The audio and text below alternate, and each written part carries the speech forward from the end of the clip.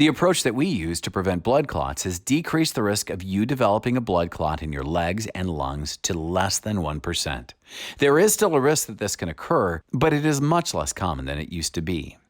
Our process includes helping you to become mobile early after surgery and using mechanical devices to improve movement of vein blood in your legs.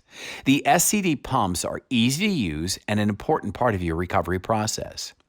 If you do not have a medical history that suggests that you're at a high risk of having blood clots, we will have you take an aspirin daily to help decrease your blood clot formation risk.